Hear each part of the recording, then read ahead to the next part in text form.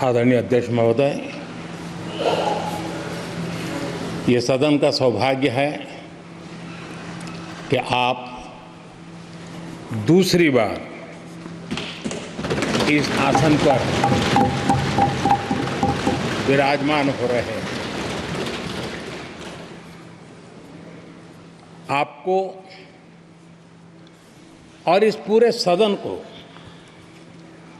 मेरी तरफ से मैं बहुत बहुत बधाई देता हूं।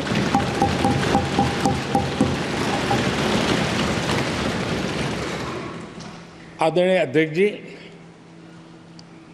मेरी तरफ से आपको शुभकामनाएं हैं, लेकिन इस पूरे सदन की तरफ से भी आपको अनेक अनेक शुभकामनाएं। अमृत काल के इस महत्वपूर्ण कालखंड में दूसरी बार इस पद पर विराजमान होना बहुत बड़ा दायित्व आपको मिला है और आपका 5 वर्ष का अनुभव और आपके साथ हम लोगों का 5 साल का अनुभव, हम सबका विश्वास है कि आप आने वाले 5 साल हम सबका मार्गदर्शन भी करेंगे और देश की आशा अपेक्षाएं पूर्ण करने के लिए ये सदन अपना दायित्व निभाने में आपकी बहुत बड़ी भूमिका रहेगी। आदरणीय अध्यक्ष जी, हमारे शास्त्रों में कहा गया है कि विनम्र और व्यवहार कुशल व्यक्ति सफल सहज रूप से होता है, और आपको तो उसके साथ साथ एक मीठी मीठी मुस्कान भी मिली हुई है। आपके चेहरे को ये मीठी मीठी मुस्कान पूरे सदन को भी प्रसन्न रखती है। मुझे विश्वास है आप हर कदम पर नए प्रतिमान, नए कीर्तिमान गढ़ते आए हैं। 18वीं लोकसभा में स्पीकर का कार्यभार दूसरी बार संभालना ये अपने आप में एक बड़ा नया रिकॉर्ड बनते हम देख रहे हैं। श्री बलराम जाखड़ जी वो पहले ऐसे अध्यक्ष थे जिन्होंने 5 साल कार्यकाल पूरा करके फिर दोबारा उनको स्पीकर बनने का अवसर मिला था। उसके बाद आप हैं जिन्हें 5 साल पूर्ण करने के बाद दोबारा इस पद पर आसीन होने का अवसर मिला। गत 20 साल का एक ऐसा कालखंड रहा है कि ज़्यादातर स्पीकर या तो उसके बाद चुनाव नहीं लड़े हैं या तो जीत करके नहीं आए हैं। आप समझ सकते हैं कि स्पीकर का काम कितना कठिन है कि उसके लिए दोबारा जीतना मुश्किल हो जाता है, लेकिन आप जीत करके आए हैं, इसके लिए एक नया इतिहास आपने गढ़ा। आदरणीय अध्यक्ष जी, इस सदन में ज़्यादातर हमारे सभी माननीय सांसद आपसे परिचित हैं, आपके जीवन से भी परिचित है, और पिछली बार मैंने इस सदन में आपके संबंध में काफ़ी कुछ बातें रखी भी थी और मैं आज उसको दोहराना नहीं चाहता हूं, लेकिन मैं एक सांसद के रूप में और हम सभी सांसद के रूप में आप जिस प्रकार से एक सांसद के नाते काम करते हैं, ये भी जानने योग्य है और बहुत कुछ सीखने योग्य है। मुझे विश्वास है कि आपकी कार्यशैली एज ए सांसद भी हमारे जो फर्स्ट टाइमर सांसद हैं, हमारे युवा सांसद हैं, उनको जरूर प्रेरणा देगी। आपने अपने कार्यक्षेत्र में, संसदीय क्षेत्र में स्वस्थ माँ और स्वस्थ शिशु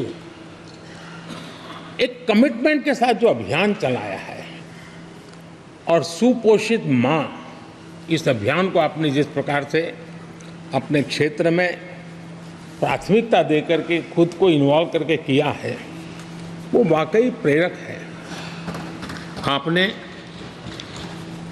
कोटा के ग्रामीण क्षेत्रों में हॉस्पिटल ऑन व्हील्स, ये भी एक मानव सेवा का उत्तम काम, जो राजनीतिक कामों के सिवाय करने वाले कामों में आपने चुना है, वो भी अपने आप में गांव-गांव लोगों को स्वास्थ्य सेवाएं पहुंचाने में मदद कर रहा है। आप नियमित रूप से गरीबों को कपड़े, कंबल, मौसम के अनुसार छाता की जरूरत है छाता, जूते, ऐसी अनेक सुविधाएं समाज के आखिरी तबके के जो लोग हैं उनको खोज करके पहुंचाते हैं। खेलों में प्रोत्साहन देना आपके क्षेत्र के युवकों में, ये आपने एक प्राथमिकता के रूप से काम उठाया है। आपके पिछले कार्यकाल में 17वीं लोकसभा में मैं कहता हूं कि संसदीय इतिहास का वो स्वर्णिम कालखंड रहा है। आपकी अध्यक्षता में संसद में जो ऐतिहासिक निर्णय हुए हैं, आपकी अध्यक्षता में सदन के माध्यम से जो सुधार हुए हैं, ये अपने आप में एक सदन की भी और आपकी भी विरासत है। और भविष्य में 70वीं लोकसभा के संबंध में जब विश्लेषण होंगे, उसके विषय में लिखा जाएगा, तो भारत के भविष्य को नई दिशा देने में आपकी अध्यक्षता वाली 70वीं लोकसभा की बहुत बड़ी भूमिका रही है। आदरणीय अध्यक्ष जी, 17वीं लोकसभा में नारी शक्ति वंदन अधिनियम 2023, जम्मू कश्मीर पुनर्गठन विधेयक, भारतीय न्याय संहिता, भारतीय साक्ष्य बिल, भारतीय नागरिक सुरक्षा संहिता, सामाजिक सुरक्षा संहिता, digital personal data protection bill, मुस्लिम महिला विवाह अधिकार संरक्षण विधेयक, transgender persons protection of rights bill, consumer protection bill, direct tax विवाद से विश्वास विधेयक, सामाजिक, आर्थिक और राष्ट्रीय महत्व के ऐसे कितने ही महत्वपूर्ण ऐतिहासिक कानून 17वीं लोकसभा में आपकी अध्यक्षता के अंदर इस सदन ने पारित किए हैं और देश के लिए एक मजबूत नींव बनाई है। जो कार्य आजादी के 70 साल में नहीं हुए, आपकी अध्यक्षता में इस सदन ने इसको करके दिखाया।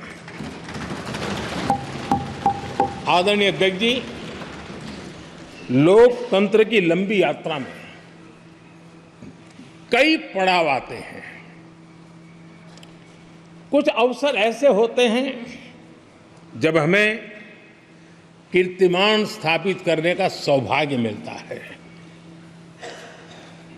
17वीं लोकसभा में उपलब्धियां, मुझे पूरा विश्वास है देश आज भी और भविष्य में उसका गौरव करेगा। आज देश अपनी आकांक्षाओं की पूर्ति के लिए भारत को आधुनिक बनाने की दिशा में जब हर तरह से प्रयास हो रहे हैं, मैं मानता हूं कि नया संसद भवन भी अमृतकाल के भविष्य को लिखने का काम करेगा और वो भी आपकी अध्यक्षता में। नए संसद भवन में हम सबका प्रवेश आपकी ही अध्यक्षता में हुआ और आपने संसदीय कार्यप्रणाली को प्रभावी और जिम्मेदार बनाने का कई महत्वपूर्ण फैसले लिए हैं और इसलिए लोकतंत्र को मजबूती देने में मदद मिली है। लोकसभा में हम पेपरलेस डिजिटल व्यवस्था से आज काम कर रहे हैं। पहली बार आपने सभी माननीय सांसदों को ब्रीफिंग के लिए एक व्यवस्था खड़ी की। इससे सभी माननीय सांसदों को भी आवश्यक रेफरेंस मटेरियल मिला।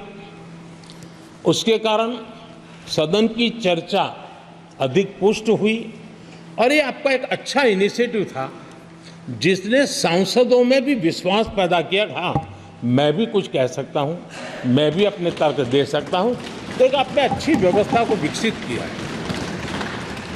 आदरणीय अध्यक्ष जी, G20 भारत की सफलता का एक महत्वपूर्ण पृष्ठ है, लेकिन बहुत कम चर्चा हुई है, वो है P20 और आपके नेतृत्व में G20 देशों के जो पीठासीन अधिकारी हैं, स्पीकर्स हैं, उनका सम्मेलन आपकी अध्यक्षता में हुआ और अब तक P20 के जितने सम्मेलन हुए हैं उसमें ये ऐसा अवसर था कि दुनिया के सर्वाधिक देश आपके निमंत्रण पर भारत आए और बहुत ही उत्तम प्रकार के निर्णय उस समिट में हुए और उसने विश्व में भारत की लोकतंत्र की जो प्रतिष्ठा है उसको गौरव देने में बहुत बड़ा रोल अदा किया है।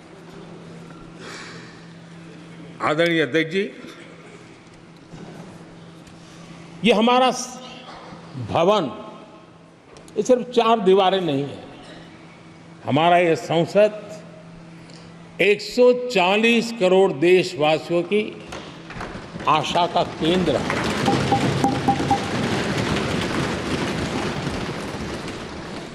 संसद की कार्यवाही, जवाबदेही और आचरण हमारे देशवासियों के मन में लोकतंत्र के प्रति जो उनकी निष्ठा है उसको और अधिक मजबूत बनाता है। आपके मार्गदर्शन में 17वीं लोकसभा उसकी प्रोडक्टिविटी 25 साल के हाईएस्ट लेवल पर 97% रही और इसके लिए सब माननीय सदस्य तो अभिनंदन के अधिकारी हैं, लेकिन आप विशेष अभिनंदन के अधिकारी हैं। कोरोना जैसे मुश्किल कालखंड में आपने हर सांसद से व्यक्तिगत फोन पर बात करके उनका हाल पूछा। कहीं किसी सांसद की बीमारी की खबर आई तो आपने सदन के अध्यक्ष के नाते व्यक्तिगत रूप से उसकी चिंता की और वो सभी दल के सांसदों से जब मुझे सुनने को मिलता था मुझे बड़ा गर्व होता था कि जैसे आप इस सदन के परिवार के मुखिया के रूप में उस कोरोना कालखंड में भी व्यक्तिगत चिंता करते थे। कोरोना काल में भी आपने सदन का काम रुकने नहीं दिया। सांसदों ने भी आपके हर सुझाव को सर आंखों पर चढ़ाया। किसी को ऊपर बैठने के लिए कहा तो वो वहाँ जाके बैठा, किसी को दूसरे जगह भी जाकर बैठने के लिए कहा तो वो भी बैठा, लेकिन देश के काम को किसी ने रुकने नहीं दिया। लेकिन आपने ये जो फैसले किए उसका परिणाम है कि हम उस कठिन कालखंड में भी कार्य कर पाए और ये खुशी की बात है कि कोरोना काल में सदन ने 170% प्रोडक्टिविटी, ये अपने आप में दुनिया के लिए एक बहुत बड़ी खबर है। आदरणीय अध्यक्ष जी, हम सब चाहते हैं कि सदन में आचरण, सदन के नियमों का पालन हम सब करें और आपने बड़े सटीक तरीके से, संतुलित तरीके और कभी कभी कठोरता के साथ भी फैसले लिए हैं।